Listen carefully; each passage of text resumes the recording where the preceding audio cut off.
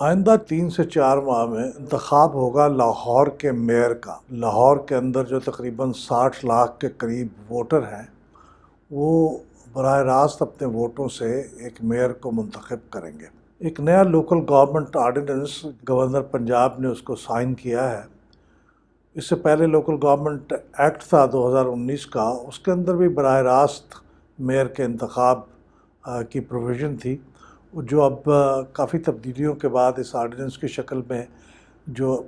قانون سامنے آیا، اس میں کم از کم یہ چیز تبدیل نہیں ہوئی۔ پاکستان تحریک انصاف کو اس بات کا کریڈٹ دیا جانا چاہیے کہ انہوں نے ایک ایسا بولڈ لوکل گورنمنٹ کا قانون پاس کیا، پھر اس کے بعد ابھی آرڈیننس جاری کیا، جس کے اندر میئر کا براہ راست انتخاب موجود ہے۔ یہ پاکستان میں غالباً سب سے بڑا عہدہ ہوگا جو براہ راست ووٹوں سے منتخب ہوگا۔ ہمارے ہاں صدر مملکت بھی براہ راست منتخب نہیں ہوتے، وہ قومی اور صوبائی اسمبلیوں کے اور سینٹ کے ممبرز کے ووٹوں سے منتخب ہوتے ہیں۔ وزیر اعظم بھی براہ راست منتخب نہیں ہوتے، وہ قومی اسمبلی میں ووٹوں سے منتخب ہوتے ہیں۔ اسی طرح صوبوں کے جو چیف منسٹر ہوتے ہیں، وہ بھی اپنے اپنے صوبے کی اسمبلی کے ووٹوں سے منتخب ہوتے ہیں، تو براہ راست نہیں ہوتے۔ تو براہ راست جو منتخب ہونے والا عہدہ ہے، اگر کراچی میں یہ پروویژن ہوتی تو شاید کراچی کا میئر سب سے بڑا عہدیدار ہوتا، جس کو سب سے زیادہ بڑا الیکٹورل کالج منتخب کرتا، لیکن کراچی میں براہ راست میئر کے انتخاب کی پروویژن نہیں ہے وہاں کے قانون میں، لیکن یہ پنجاب کے لوکل گورنمنٹ آرڈیننس کے اندر یہ پروویژن موجود ہے۔ تو یوں یہ سب سے بڑا عہدہ ہوگا ملک کے اندر جو براہ راست ووٹوں سے منتخب ہوگا۔ آپ جانتے ہیں کہ مقامی حکومتیں ہمارے ہاں کو بہت زیادہ طاقتور نہیں ہوتی، بہت کمزور سی ہوتی ہیں۔ جب وہ منتخب ہو جاتی ہیں تو قانون کے اندر جو دیے گئے اختیارات ہیں وہ بھی ان کو پورے نہیں دیے جاتے، اور اگر کوئی ڈھیلی سی حکومت ہو بھی تو اس کو بھی بعض اوقات چلتا کیا جاتا ہے۔ لیکن اب اگر جو مقامی حکومت جس کا سربراہ 60 لاکھ ووٹوں سے منتخب ہو کے آئے گا، کیا اس کو بھی اس طرح کک اراؤنڈ کیا جا سکے گا؟ کیا اس کو بھی لائٹلی لیا جا سکے گا؟ کیا اس کے تحت بننے والی مقامی حکومت کو بھی ان افیکٹو بنایا جا سکے گا؟ اس کے بارے میں میرا خیال میں یہ ہے کہ اگر یہ ناممکن نہیں تو مشکل ضرور ہوگا۔ تو یہ بھی ایک طریقہ ہوگا جس کے ذریعے سے شاید مقامی حکومتیں مضبوط ہو سکیں، کیونکہ اس کا سربراہ براہ راست ووٹوں سے منتخب ہوگا۔ میئر کا براہ راست انتخاب ہے،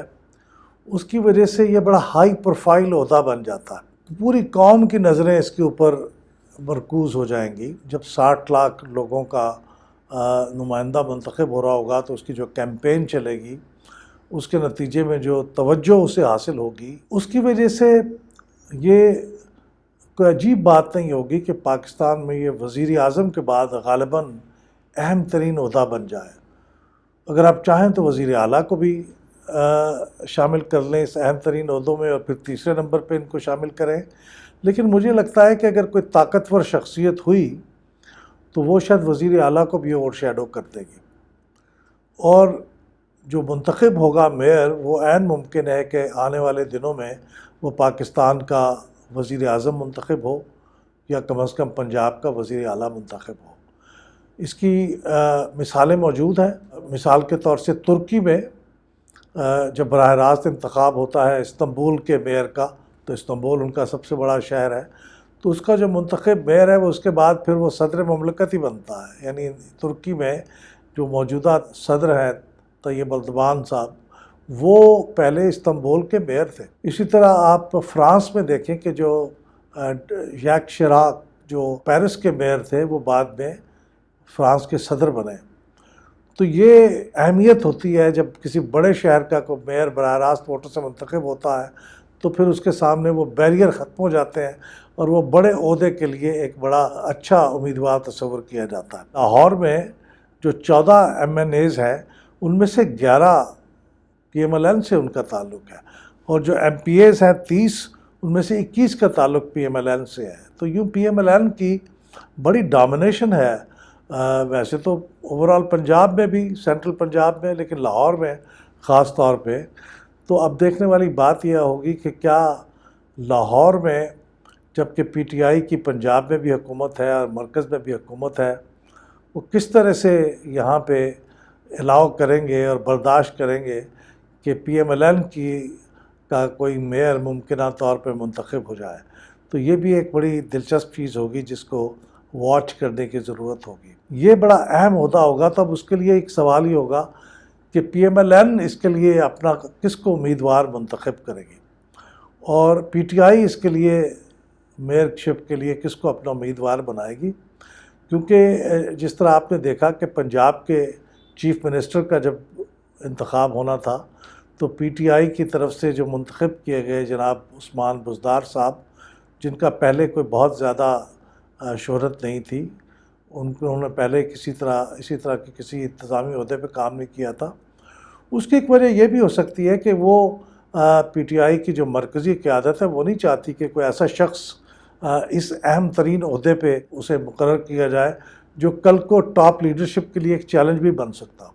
تو اس طرح میئر بھی ایک چیلنج بن سکتا ہے۔ تو کس شخصیت کا انتخاب کیا جائے گا، یہ بھی ایک بڑی دلچسپ چیز ہوگی جس پہ واچ کرنے کی ضرورت ہے۔ اگرچہ ہمارے ملک میں اس وقت پارلیمانی نظام رائج ہے، قومی سطح پہ، صوبائی سطح پہ، لیکن یہ جو میئر کا انتخاب ہے اور جو مقامی حکومتوں کا نظام ہے، یہ اس میں کافی حد تک صدارتی نظام کا عکس نظر آ رہا ہے۔ میئر کا انتخاب براہ راست ہوگا، اس کی کیبنٹ ٹیکنوکریٹس پہ مشتمل ہوگی، جس کو وہ منتخب لوگوں میں سے منتخب کرنا اس کے لیے لازم نہیں ہوگا، اور پھر اس کی وہ جو کیبنٹ ہوگی اس کے پاس ایگزیکٹو اختیارات ہوں گے، اور جو منتخب لوگ ہوں گے وہ صرف اجلاس کیا کریں گے اور کارکردگی پہ نگاہ رکھیں گے۔